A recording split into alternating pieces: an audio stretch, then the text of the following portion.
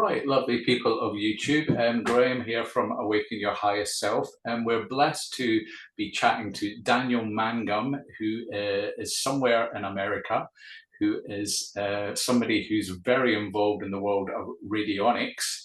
And I was really interested in an article that Daniel had written online, which I'll link to below, that you can check out, where Daniel does some deep diving about analyzing the uses of AI in work that you might do. And Daniel is going to, I think, tell us about what a layperson's guide starting point to what radionics is, and to open up the chat, and then we will explore further.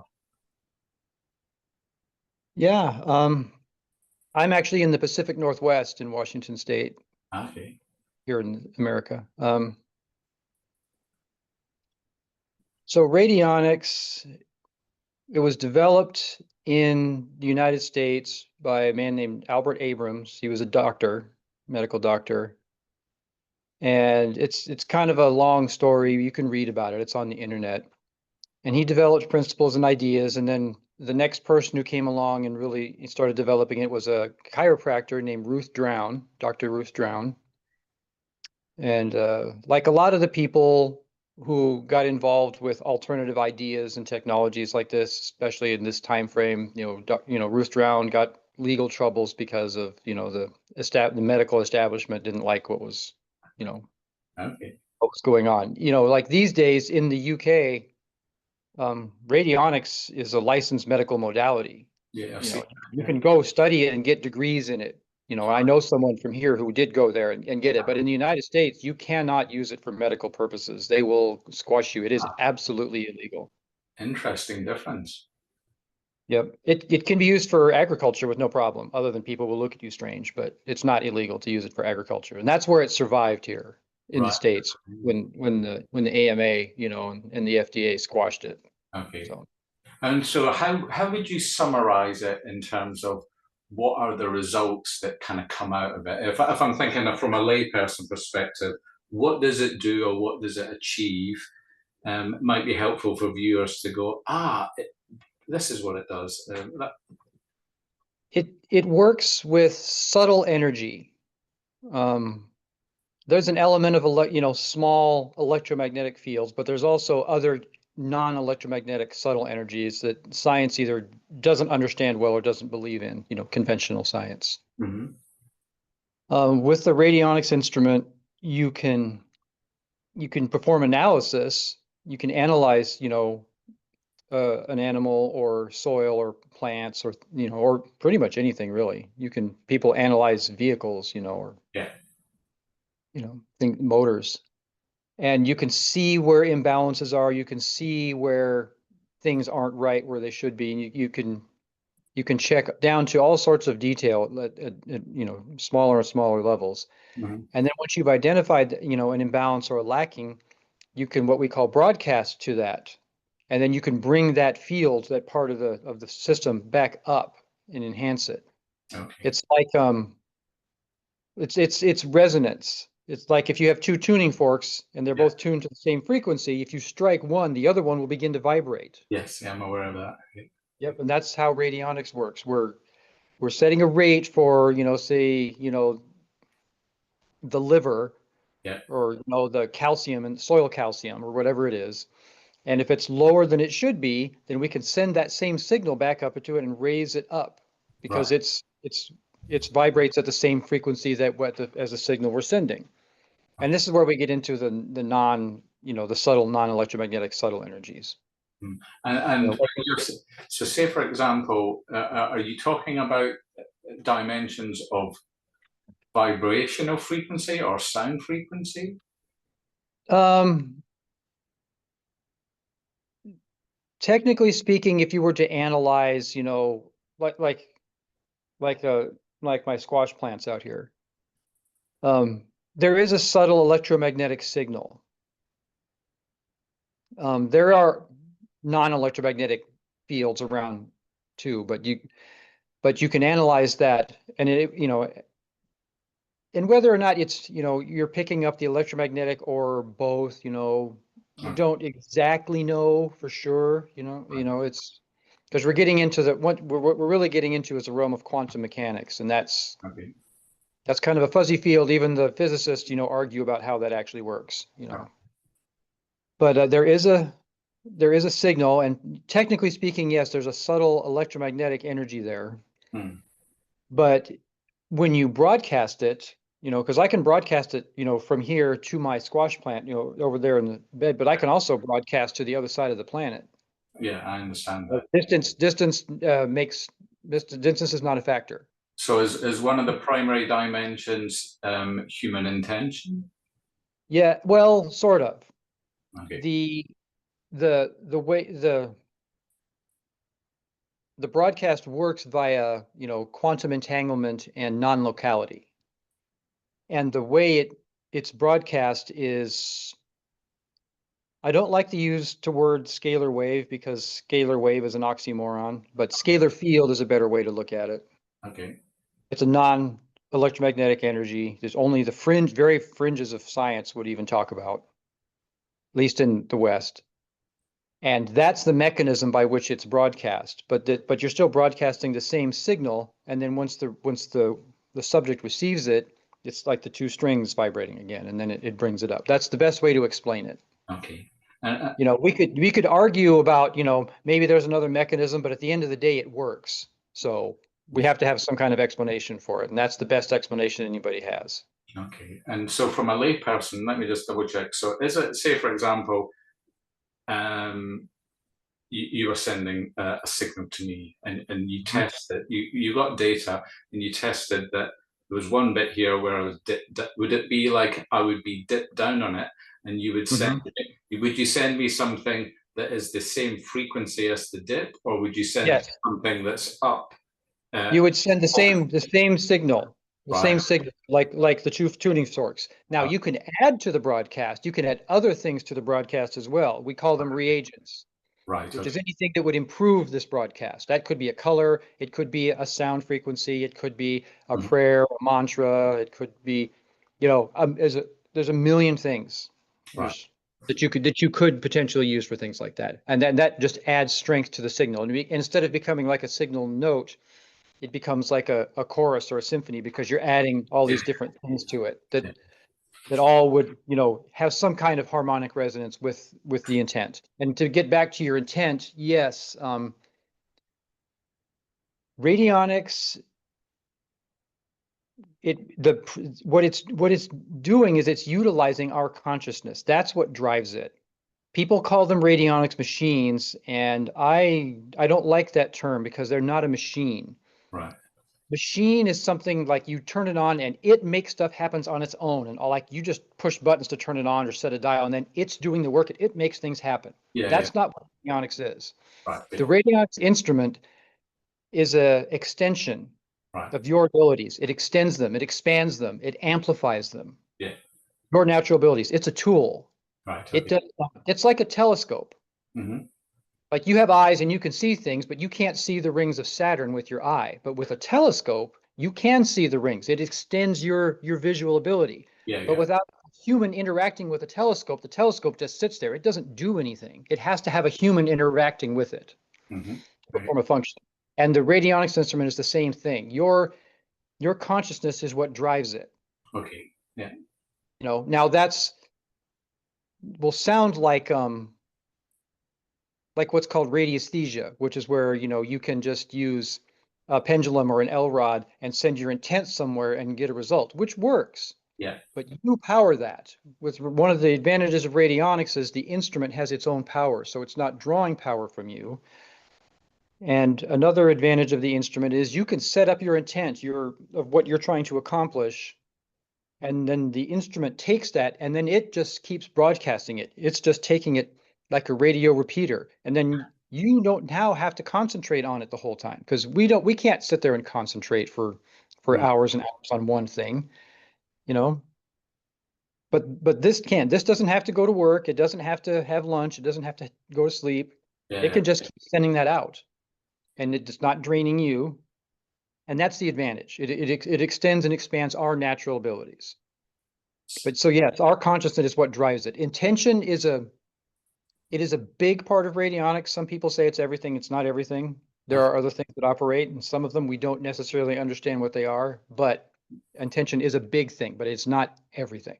Okay. And would there be an example that you could give from your professional practice of like a result that happened, just so that you could somebody might go, ah, okay, I understand how powerful this could be. Is there anything that would come to mind that you think would be of interest to people to get a real life flavor of what you're talking about?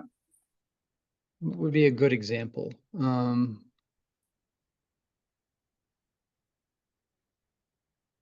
Something I'm trying to think of something that would make sense. That's not horribly involved to explain. Sure. Sorry to put you on the spot. No, that's okay. Well, like agriculture is a good place to go Okay. because, for somebody who's skeptical, plants are not subject to the placebo effect. Okay. So, which in and of itself is kind of a strange argument for skeptics because the placebo effect is still mind over matter, but a plant is not subject to the placebo effect, So if you can see results in a plant, so I have pear trees. I have apple trees and pear trees and cherries and things like that. And the pear trees have a tendency to get kind of I don't actually know exactly what it is. It's some kind of a blight. The leaves start to get little spots on them and they'll start to spread. I can use my radionics instrument and stop that. Wow. And you can watch, if you don't do anything, you can see it spread day by day. It gets bigger and more leaves, it spreads. But if I can use my instrument and make a broadcast to my pear trees, and then the next day, the leaves are still in the same condition they were. There's no spreading. It just stops. And I can just clip those leaves off and then it's done. Wow. So that's a good example. Yeah. And it's and yeah, and it's a pear tree, Yeah. It's not a person, so it's hard to argue with that, Yeah. And Excellent. that's, and agriculture, like I said, it's where it survived in the US. And Right. there's actually some decades ago they did some research. They call it the UKCO experiments. I think it's UKAKO or CO. Okay. There's some guys got together and they performed some experiments on agricultural fields, and they documented what happened like that. And that's sort of you can read their results they were just trying to see if this really works or not, and that's you can see for yourself there, but it's one of the early examples of it. Brilliant. And so, could you explain? So, I think I showed earlier in the video, I can't remember if I showed this. I've got what's called a KRT Tesla coil, a small one here.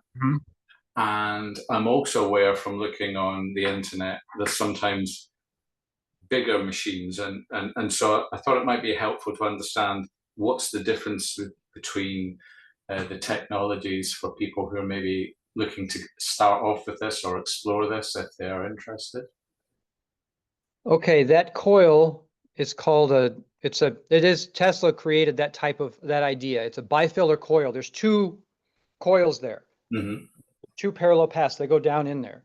Yeah. And like for that, that coil, you can use it to douse with. You can just rub on it like the radionic sticks thing. You can douse on it, but you could put it next to an injury. I don't know what you've been doing. You could stick it next to an injury that's what I did, and it will help. You could put a witness, what we call a witness, a photograph or a hair sample of somebody on that with, a food supplement or something, Right. and broadcast it to that person. It's a low power broadcast, Wow. but you can do that with those little coils. Okay, that's great to know. And the antenna for a radionics instrument in the KRT devices is just bigger versions of those coils stacked in an array. Right. Okay. And the idea is you send a signal in each of those paths. Okay. Spiral around each other, Right. going to the center, and then they spiral back out past each other. And if you do that, you create a standing wave or a scalar field. Right. It goes outside of conventional physics. And that's where the broadcast happens. Wow. Because when you do that, you send the whole signal of everything you set up through that antenna. It spirals it back itself and out and back itself, and it creates this scalar field. And Hmm. that's where it goes out. Ed Kelly says that there, it just goes outside of space and time. And now it's not constrained by our operations. And that's why it can travel any distance, and it's instantaneous. There's no time taken up. If I can broadcast to the other side of the planet, and it Right. happens instantly, like a non-locality. Wow. There's no. Now you may see it, depending on what you're doing, you could see a delay before it manifests down into the physical and things happen, but it reaches the target instantly with no time. Wow. So And and you can read about Tesla, what he yeah, said about the bipolar coil and all of that. I've read a little bit about Tesla. I mean, you mentioned it, but I had some scar tissue and some nerve damage on an ankle, and I placed this there overnight, and I woke up the next day with increased movement, and I was like, wow, like what happened there? So I've got real life. There was no expectations; it just dropped as an idea, and so.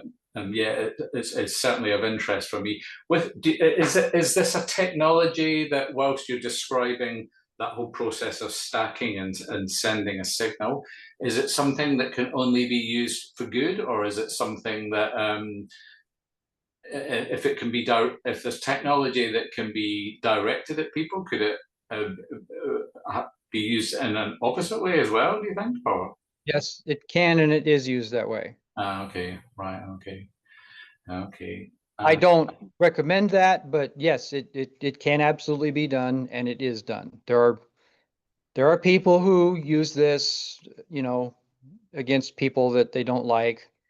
Um, Okay, Governments and military and intelligence communities use this technology. okay, yeah, I did. Yeah, the American government, the British government, the Russians, the Chinese, Indians, Mhm.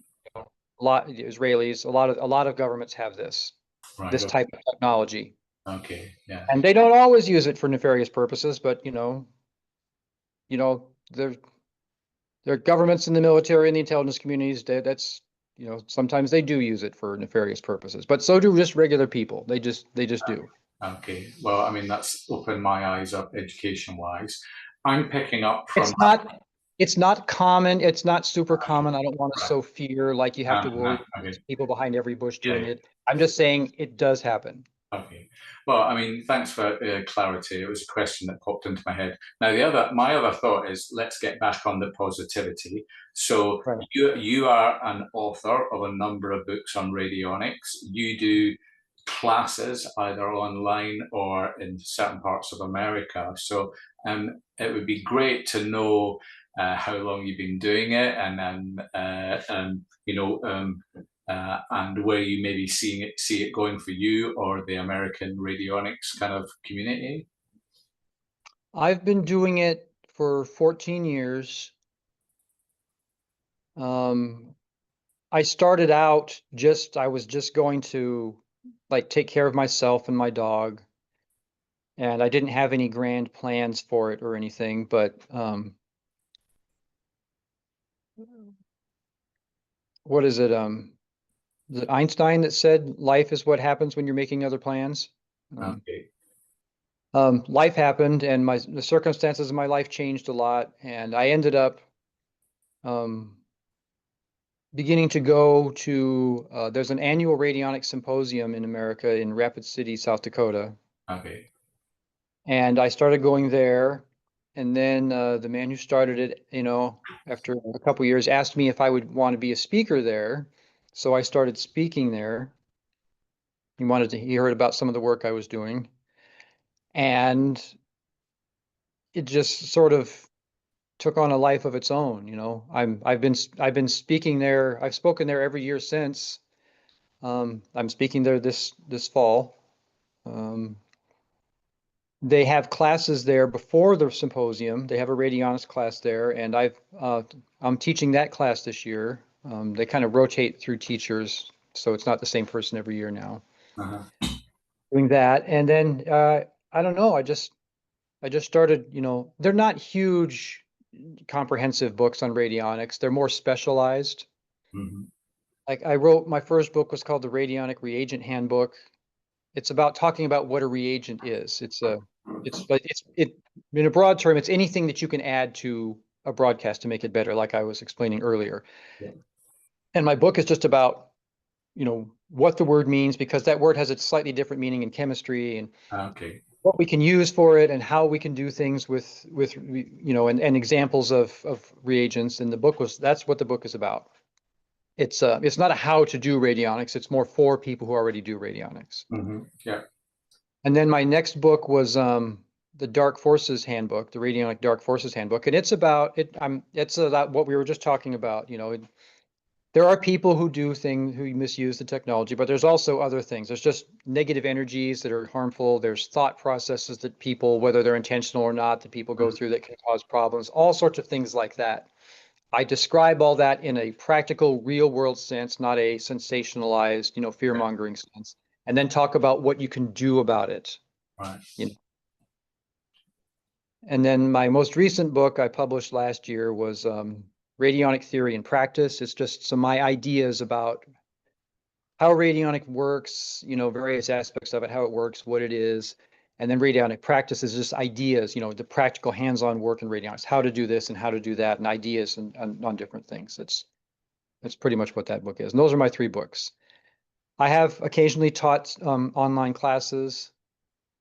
Um, I taught an in-person class in the spring in Atlanta, where KRT puts on the annual Spring Classic. It's a radionic. They do beginning and advanced radionic classes in parallel. Hmm. I taught the beginning class there this year to give Ed Kelly a break.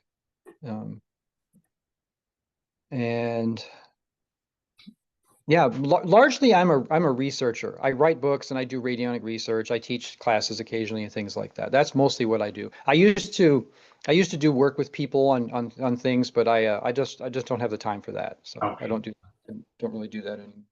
Okay. That's interesting. Yeah. I mean, I did have a look at your website. Your website's full of like depth and information as well for people. So, I mean, what I would say is on a mobile phone, the green is the greenest of greens. But yeah, I mean, your way with words and your Well, depth of thought is really intriguing. Yeah. well, I want people to learn to do things for themselves, to think for themselves, and Yeah. educate themselves. Yeah. So. Yeah. And by the way, that green is, I do that green on purpose, because one of the areas of things I've studied is color, because Right. colors have meaning and they have power. Right. And green it's a life-giving, life-affirming color, and you don't commonly see it everywhere. Hmm. If you go, like, you can get a green car, but you probably have to special order it, and it's probably more expensive. You can get a lot of, green things. Hmm. If you special order them, it's just not a common color, but it is healthy, and that's why I chose it. Hmm. That's cool to know that there's a deep kind of consideration behind it. Yeah, so it leads me on to think that it could be quite helpful to um, talk about how I discovered you through a download post on the Kelly Research Technologies website, where you have a real interesting research deep dive around AI technology, particularly around how it relates to your work in the field of radionics. And I also felt reading it that there was a lot of deep insights that people considering using AI would love to read, because you're clearly a very deep, thoughtful investigator or researcher. I hope you don't mind that compliment. Um, No, yeah, yeah. And so, do you want to sort of summarize the sort of the basics of the article and or sure. yeah. I wrote it because there's obviously artificial intelligence is a big thing. Everybody's talking about it everywhere. There's this, companies are using it. They're building these data centers all over the place. There's a lot of debate in music about using AI. There's a debate in writing books and movie scripts. It was part of the strike in Hollywood, what, last year or year before, whatever it was. They were Hollywood, the studios want to use AI to write things, and they want to use AI images of the actors, and Everybody rightfully pushed back against that. So it's a big topic of discussion. It's no different in radionics. Like I said, radionics is from your consciousness. It comes from within you. The instrument just helps you. It helps facilitate that. But there's sort of ideas which are understandable, in new technology, people get excited. But people want to do things with AI in radionics that you shouldn't be doing. Right.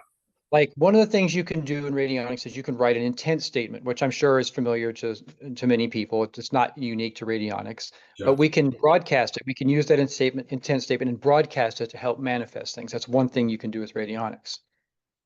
When people started talking about using AI to write intent statements, and my first thought is, why would you do that?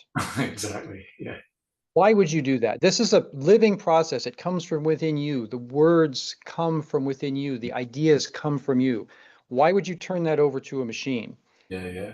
It also it's also a vote of no confidence in yourself. It's like saying, I can't do that, or the machine could do that better than me, Why, and again, why would you think that? And and that's the danger. That's the real danger of artificial intelligence. And and Frank Herbert wrote about this in the Dune novels, thinking machines, the danger of this is of them is that people will stop thinking. Yeah. They'll turn all sorts of things over to these machines in the name of convenience or ease or whatever like that. And they've already started doing studies. They did a study with people, I think in Europe, so in Scandinavia maybe, where they had creative writing. They had people, write all these stories of creative writing, and I go over I mentioned that in the article, I think, and then they let them use artificial intelligence, and then they went back and made them write without it, and their skills had noticeably dropped because they were relying on this. It's like if you just sit around and watch TV all day, your arms and legs, your muscles atrophy if you don't use them. Sure, of course, yeah. So that's the kind of thing I'm getting at. Don't get caught up in this idea that you're not good, and you can't do anything, and the machine can do it better than you. And and especially for a process that comes from within you. And this is the same for music, and musicians have discovered. I've read about musicians who got excited and used AI to write music. And then they discovered, wait, there's no soul in this. There's no life in this. And they abandoned it and they went back. It's the same thing with books or anything. This just happens to be where I'm in the radionic world. So I wrote about that. And another thing, and we get into the nature of what AI is and isn't. The radionic rates, those are, the radionic practitioners, we develop those rates. There's a method for developing those rates for whatever. People did a lot of work for the rate books that exist. Right. And people are starting to ask AI to make a new rate for them. And artificial intelligence can't make a new rate for radionics. And I explain the mechanism of why. Artificial intelligence is designed to please the user, to answer the query. And if it can't do that, it literally makes it up. That's literally what it does. The same thing when people are out there, and they're out there asking AI to tell them about their past lives. AI can't tell them about their past lives. It's a machine. It's computer code on a chip. That's all it is. It doesn't know. So it just makes stuff up. So, but again, people are turning over this process that they should be doing themselves, and it's not hard. But turning it over to a machine, you're downgrading yourself. You're handing your power over somewhere else that you shouldn't be doing that. And that's the point of the article. I'm not telling people that AI is going to take over the world and it's to be feared. It's not awake, it's not alive, it's not aware, it's not conscious, it's not intelligent, and it's never going to be any of those things. It's a machine. It's not going to be conscious any more than Windows is. But one of the danger is how people are going to use it. What are they going to do with it? What are they going to, what are the people that own it? What are they going to give it access to? That's the danger. It's there's the problem. I think the thing that it works good as a research tool. It's a good research tool if you want to use it. I got that. I think the thing that stood out for me about it was you published your whole conversation with ChatGPT, and because you're a deep thinker, you were able to draw out explanations, and it would explain something like, when it makes something up, it's effectively a hallucination. Yep. But it's designed to sound convincing. Mm-hmm. Knows the user's speech patterns and what words resonate, and it can Yep. grab all these things, and it might literally not be true at all. And so I think that was, to me, the fascinating bit about your research was this isn't your personal opinion, this is your life research of asking and engaging with that technology, going, it's strong to do this, but do not trust the answers that you might get if you're asking this. But right. and it's so a tool. Yeah. Well, what it's good for. Yeah. Okay. Yeah, and that's your message. And yeah, so I think it's a powerful article for people to read if they need a perspective on what they're engaging with and what they're asking, because they could be asking things that aren't researched, but that are actually de-skilling them, or they might get the wrong answers. That's trying to, yeah. Mm-hmm. Yeah, I mean, fascinating kind of stuff. Has there been quite a good reaction to that within the American AI community or the worldwide community? The vast majority of the feedback I got from that was positive. Oh, that's great. There was very little pushback, and it was only from the people who were already very excited about doing the things in radionics with AI that I'm recommending you don't do. Okay. But the vast majority of people were very supportive of what I said, and they agreed with me completely. And they're also very glad that I said it. Well, okay, that's great to know. Yeah. So have you got any further kind of research lined up with where you're going with your research and development of radionics? Oh, I'm always, looking at this and that. Okay. I'm not doing a ton of research at the moment because I'm preparing my presentation for Rapid City. I'm going to give a just sort of a basic presentation about biodynamic agriculture for radionic practitioners, because it gets mentioned a lot, but nobody's ever explained to them what biodynamic agriculture is. And biodynamics uses a lot of, it's Rudolf Steiner. We're working with a lot of these, these etheric forces and these subtle energies. Yeah. So it's a natural, radionics works well with any type of energy modality like that, and there's been some great people doing both, like a great teacher in radionics and biodynamic agriculture was Hugh Lovell, and he passed away a few years ago. But he used radionics to work with biodynamic agriculture. So that's what I'm going to do. So right now I'm working on that, working with my fruit trees. I've got some ideas for other books, but they haven't really started them yet. One thing I'm interested in is sound and color. Yeah. Research in sound and color, because they're very useful in a lot of ways. I do want to look into crop circles with radionics, because yes, there are a few that get faked, but the vast majority of those things are not faked. You can't fake that. So there's something going on there.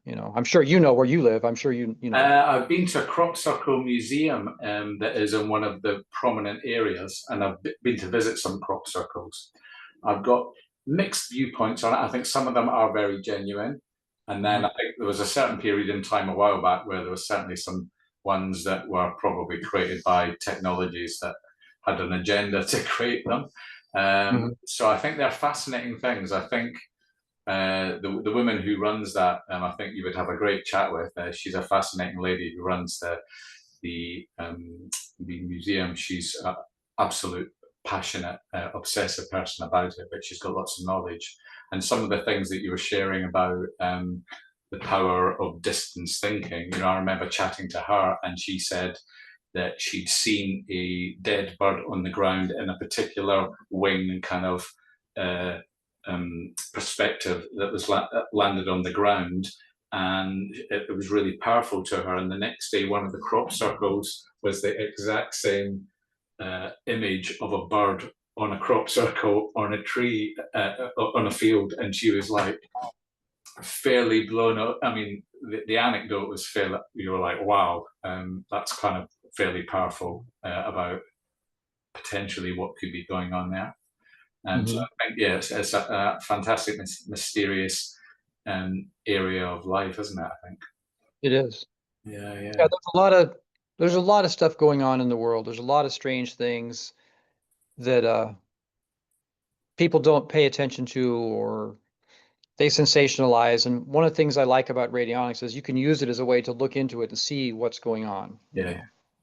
and see and just kind of take a different look at things. Okay. Well, what I'm going to do is propose that we might have to press end on the record for this interview, Okay. just so that I can make sure it doesn't disappear. So let me just do that. Thanks very much for chatting. Mm-hmm.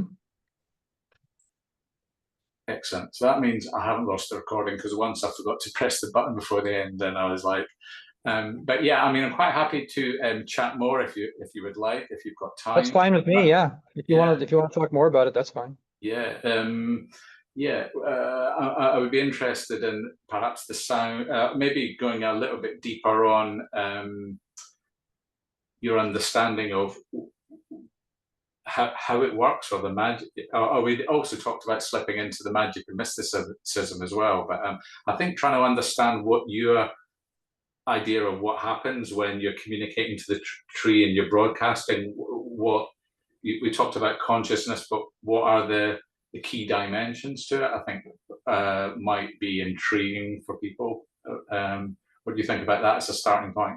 Yeah, we could talk about that. Right. Okay. Is there anything else that you'd particularly like to focus on chatting about?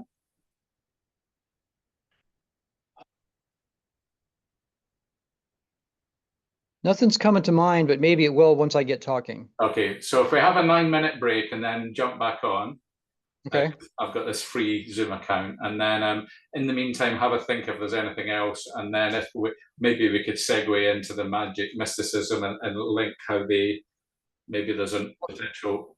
There is a similarity. Yeah. Yeah. Okay. I think that could be like an interesting flow of a chat if you're okay with that. Sure.